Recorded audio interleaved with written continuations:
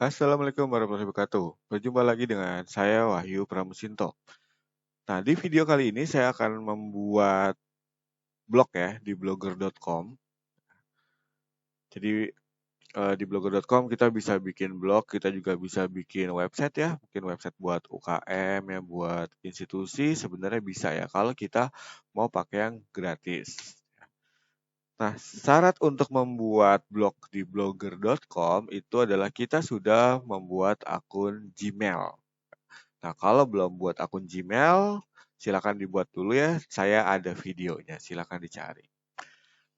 Nah, untuk membuatnya, akun blogger.com, kita masuk dulu nih ke blogger.com.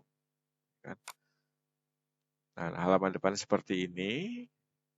Jadi, kita bisa langsung klik tombolnya, create your blog. Pilih akun Gmail yang sudah kita buat. Nanti saya bikin yang ini.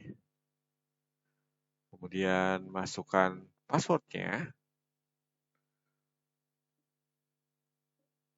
Klik next.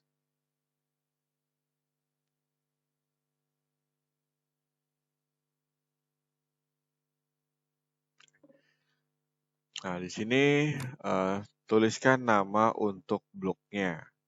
Choose a name ya. Misalkan saya akan buat Pamflet Digital. Kemudian next lagi ya. Pilih URL blog. Jadi nanti kita punya blog yang alamatnya misalkan ya. Di sini saya tulis maunya apa. Misalkan saya cari pramtek.blogspot.com. Oh, ternyata udah ada yang punya nih. Berarti saya harus cari nama lainnya. Kita coba yang ini ya, sesuai nama email. Oke, available ya. Jadi nanti saya punya blog, alamatnya adalah pramtekdigital.blogspot.com. Oke, klik next. Kemudian confirm your display name. Kita ingin namanya munculnya sebagai apa? Ya, saya akan tuliskan, saya ingin munculnya sebagai Pramtek. Kemudian finish.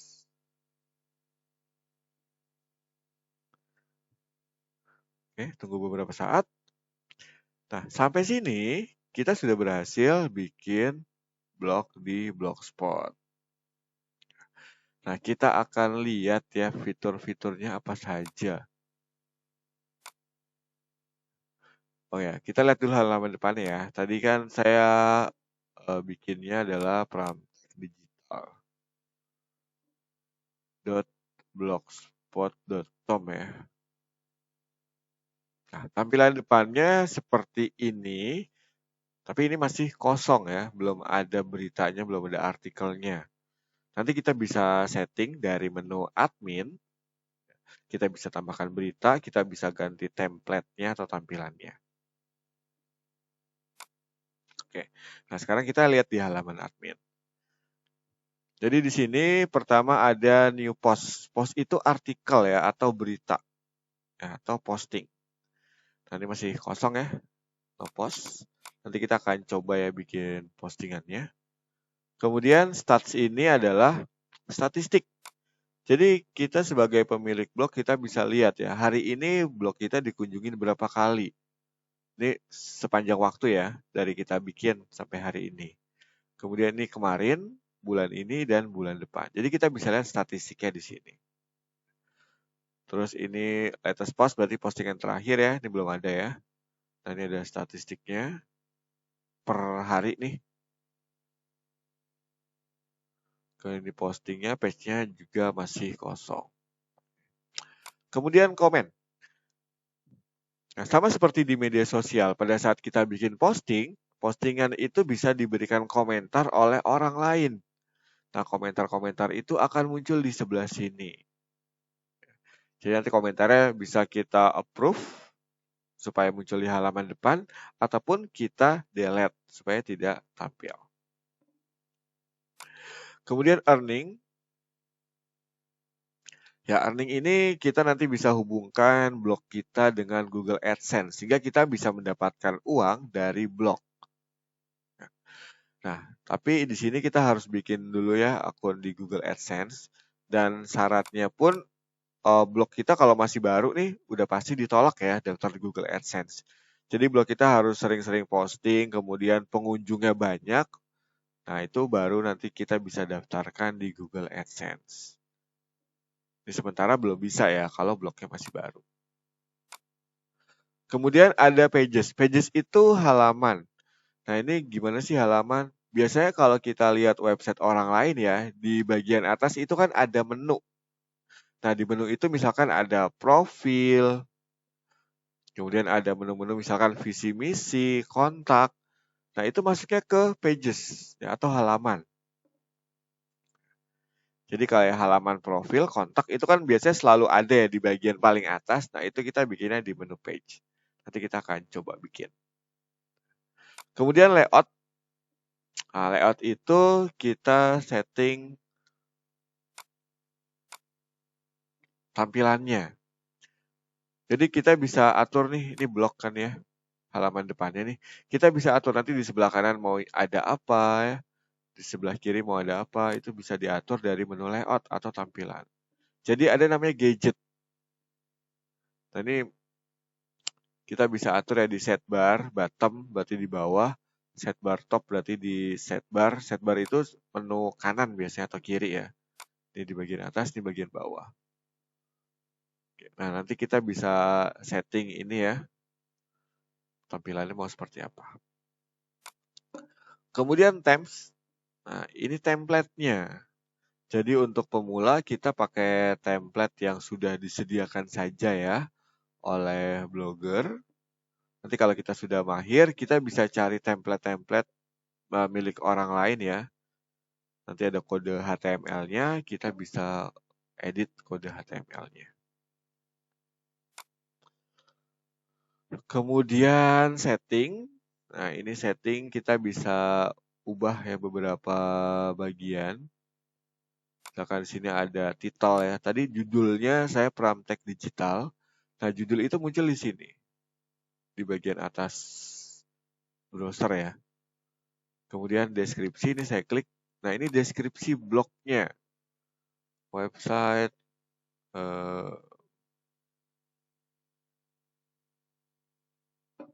Ya, misalkan deskripsinya seperti ini. Ini maksimal 500 huruf ya. Kemudian block language-nya kita mau pilih bahasa apa.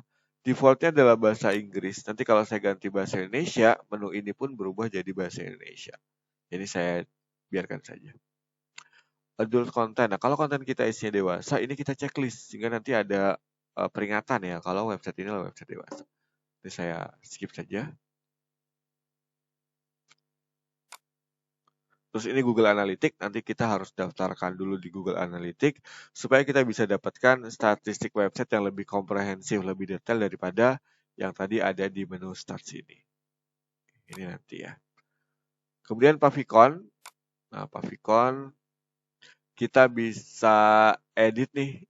Ini kan di title bar browser ya, di sebelah kirinya ada lambang B blogger. Nah, ini kita bisa ganti. Ini namanya favicon. Jadi kita harus punya gambar, boleh JPG gitu ya, ataupun PNG, bentuknya kotak. Tapi ukurannya kurang dari 100 KB. Biasanya sih paling ukuran 32 kali 32 piksel atau 64 kali 64 piksel ya, yang ukurannya kecil. Nanti kita bisa upload di sini, kemudian ini kita save dan ini berubah logonya. Itu namanya favicon. Sementara saya skip. Kemudian privasi. Nah, privasinya defaultnya adalah blog kita akan muncul di search engine. Tapi kalau kita ingin blog kita private yang nggak boleh ketemu nih di search engine, itu kita matiin. Sehingga kalau dicari di Google atau di search engine yang lain, blog kita tidak bisa ditemukan. Tapi kalau orang tahu alamatnya, tetap bisa dibuka. Nah, ini karena kita ingin website kita muncul di search engine, maka ini harus saya aktifkan. Blog address, ini kalau mau ganti alamat masih bisa ya di sini ya. Alamatnya diubah. Terus custom domain, nah ini kalau kita ingin misalkan pramtekdigital.blogspot.com itu diubah jadi pramtekdigital.com saja. Tapi ini kita harus beli domain ya, bayar domainnya. Sementara ini skip saja. Kemudian HTTPS redirect ya biarkan on ya. Kemudian permissionnya ini ada siapa sih adminnya? Oke, ada satu ya adminnya. Terus pending author, ini belum ada yang kita invite ya. Nah, kita bisa invite more author.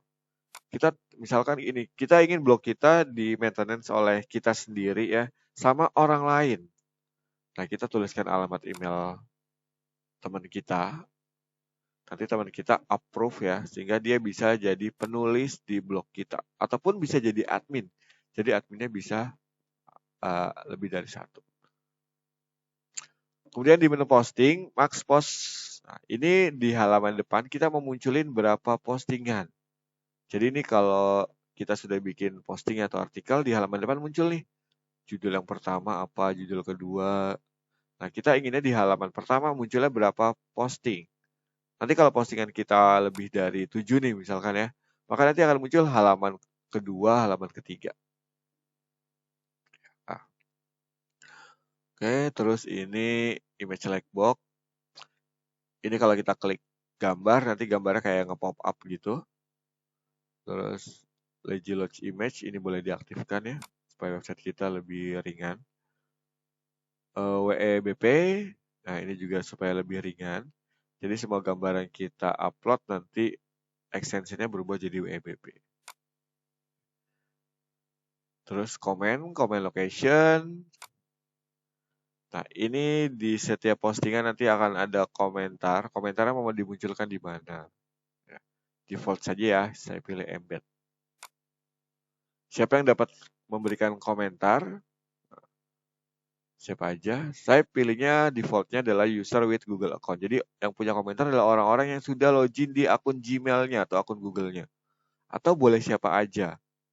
Nah, saya pilih ini aja biar lebih aman ya, biar kita tahu siapa yang komentar.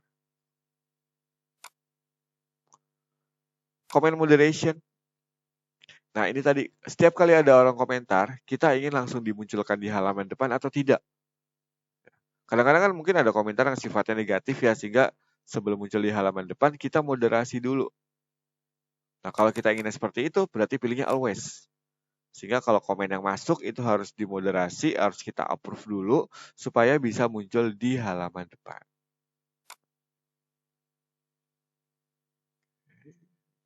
Mana lagi ya yang biasanya dipakai? Oh ya, format zona waktu ya. Zona waktu kita pilih yang GMT plus 7 atau Jakarta. Karena saya di Jakarta nih. Mungkin kalau yang di Papua ya atau di Kalimantan silakan dipilih waktu yang lainnya. Ini oke, GMT plus 7 Jakarta. Terus format ininya silakan dipilih ya. Oke, skip juga. Nah, meta text ini saya aktifkan ya, enable search description. Supaya nanti pada saat kita posting, kita bisa menuliskan meta description-nya. Ini penting buat SEO. Nah, ini default-nya apa ya? Kita bisa tulis. Ini kalau kita mau ubah file robots.txt, ini default aja deh. Ini kalau kita ingin tadi pasang iklan Google AdSense ya. Terus kita bisa import konten. Kalau kita punya blog di blogspot yang lain ya, postingannya sudah banyak. Nah, di blog yang lain tadi kita bisa ekspor, kemudian diimport di sini. Sehingga kita nggak perlu lagi menyalin kontennya. Remove your blog kalau kita ingin menghapus blognya.